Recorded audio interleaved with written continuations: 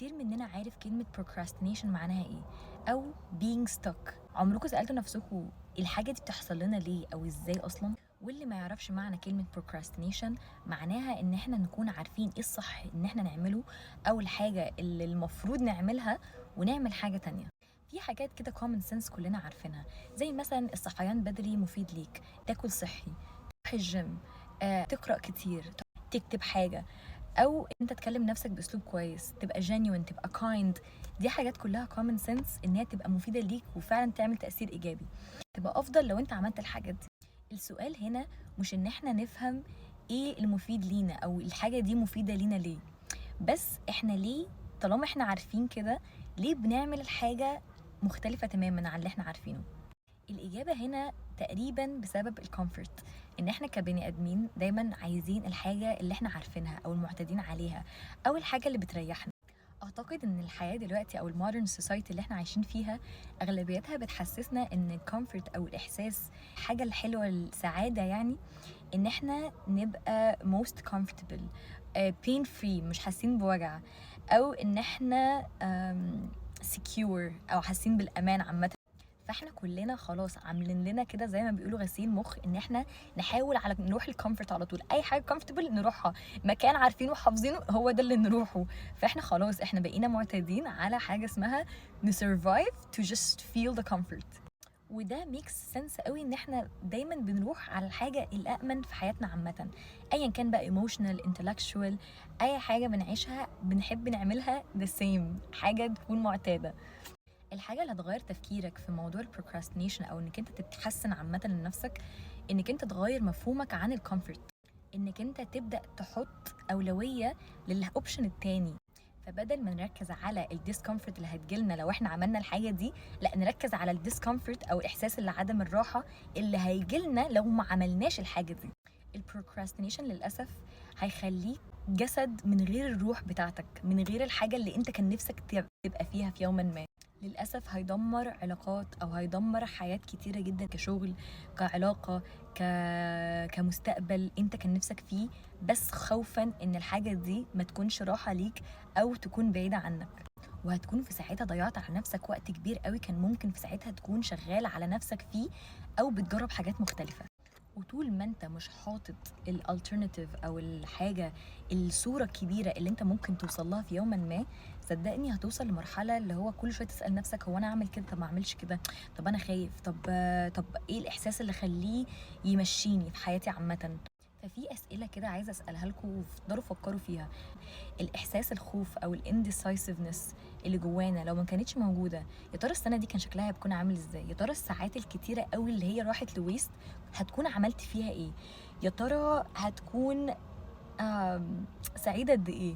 يا ترى ايه الريليشن شيب اللي انت كان ممكن تحط انفست فيها وكنت خدت تجربه وجربتها، اليوم اللي كنت هتفضل تعيده كتير قوي علشان انت مثلا هتكون حابب حاجه زي كده؟ ويا ترى لو انت بصيت لورا هل هتكون مبسوط بالافورت اللي انت حطيته؟ يا ترى هتكون مبسوط بالحياه اللي انت عملتها دي؟ يا ترى هل هتكون ميست اوت على حاجات انت كان نفسك فيها قوي؟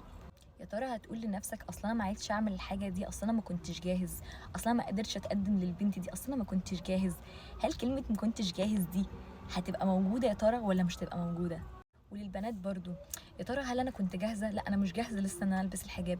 في اسئله كتيره جدا، وفي للاسف صوت الصغيرون ده اللي هو procrastination ده بيبقى دايما موجود جوه دماغنا وبيخلينا فعلا ما نعملش حاجات كتير جدا في حياتنا. وهنا انا بتكلم بجد على الحاجات اللي احنا ممكن نقدر نعملها، بس هو بس الخوف اللي مش مخلينا نعملها. انا مش بتكلم على الحاجات الضخمه قوي قوي قوي اللي للاسف بسبب الظروف اوقات بتمنعنا ان احنا نعمل حاجه زي كده.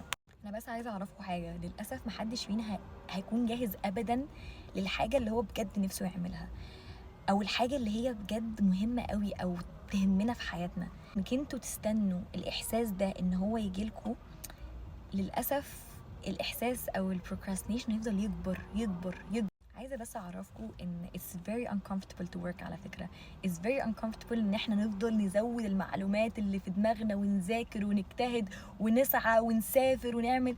الموضوع مش سهل خالص، بالعكس بقى it's never more comfortable than doing your whole life without the things that you really want. يعني الاحساس ده ال comfortable feeling اللي احنا واحنا بنعمله واحنا بنشتغل وكده، صدقوني هيكون ارحم من ان احنا ما نعملش الحاجه دي خالص. الانكزايتي بتكبر في الساعات اللي هي بتبقى فاضيه في حياتنا او اللي هي الفراغ، خوف وان احنا دايما ريزيستنس كده، زي ما بيقولوا كده ايه، بيتألق واحنا بنافويد الشغل او بنافويد الحاجات المهمه دي. في حاجات كتيره قوي مش صعبه زي ما احنا متخيلين او زي الصوره اللي في دماغنا حطاها. واكبر دليل لما بنكون خايفين من حاجه قوي قوي قوي قوي وبعد كده نعملها نقول ايه ده انا ما كنتش خايفه منها اصلا. انا حصلت لي كتير قوي في الملاهي بالذات، انا بخاف من كل الملاهي تقريبا، فاول ما بركب حاجه اقول لهم ايه على فكره ما كانش صعب قوي كده يعني. بجد بحس نفسي اللي هو طب انا كنت عماله بعيط ليه بره وكنت جبانه قوي ليه كده. وبالعكس كمان بقى بكون حبيت الادرينالين اللي هو بيبقى كده حاجه كده اللي هي بتجيلي بعد ما اكون عملتها، اكون فخوره بنفسي. انا بحكي لكم دلوقتي اكزامبل حاجه بسيطه جدا بس انتوا فاهميني وهتحطوها على كل حاجه. عايزه اعرفكم ان it's very rewarding لما بنعمل حاجه نفسنا فيها بس بنكون خايفين شويه، او بنكون مثلا مش عارفين الاوتكم عامله ازاي او قلقانين. والقلق مش حاجه وحشه، بس القلق الوحش ان احنا هو نسيبه يتحكم فينا نعمل الحاجه دي اصلا. فخدوا خطوات صغيره اللي تفكركم بجد ايه الحاجه الحقيقيه او ايه الحاجه اللي انتوا بتعيشوا بسببها اصلا او عايشين عشانها. افضلوا خدوا خطوات صغيره واحده واحده في حاجات لغايه ما توصلوا للحاجه اللي انتوا عايزينها قوي. وصدقوني ده هيبدا يطمنكم شويه شويه ان الحاجات دي ايه ده، لا ان انا اقدر، الحاجات دي حقيقيه، الحاجات دي مساعداني، الحاجات دي مخلياني more comfortable than I thought I would. It's easier to act your way into a new way of thinking rather than think your way into a new way of acting. Do one little thing today and let the momentum build. خلوا يعني خدوا خطوة صغنطوطة النهاردة وخلوا بقى ايه، سيبوا زي ما بيقولوا كده ايه go with the flow بعديها، يعني اسعى والباقي على ربنا، ما تقلقوش كده كده احنا بس مستني مننا الخطوة، مستني مننا الفعل. وعايزاكم دايما تشكروا الحاجة الصغنطوطة اللي ان شاء الله حتى لو 1% اللي جواكوا، اللي دايما بيقول لكم انك انتوا تقدروا تعملوها، اللي دايما push you to do more greater things for yourself، اللي دايما بيخليكوا ما تحسوش انك انتوا مش comfortable قوي، لا بيحسسكوا انك انتوا كويسين، بيحسسكوا انك انتوا في امان، وبيحسسكوا انك انتوا secure، كل الحاجات دي. فاعرفوا انك انت وانتي تستاهلوا حاجة احسن من اللي انتوا فيها بكتير قوي، بس للاسف انت اللي محتاج تاخد الاكشن، مش حد تاني، مش باباك ومامتك، مش اخواتك، مش عيلتك، مش كل ده، انت الحل في ايدك انت. فابتدي صغيره خطوه صغنطوطه لغايه ما توصلوا لحاجه كبيره قوي. لان انا بقول لكم اهو، انا مثلا لو عملت 100% غيرت كل اسلوب حياتي فجاه، مش هكمل غير يوم او يومين وهرجع تاني للي انا كنت فيه.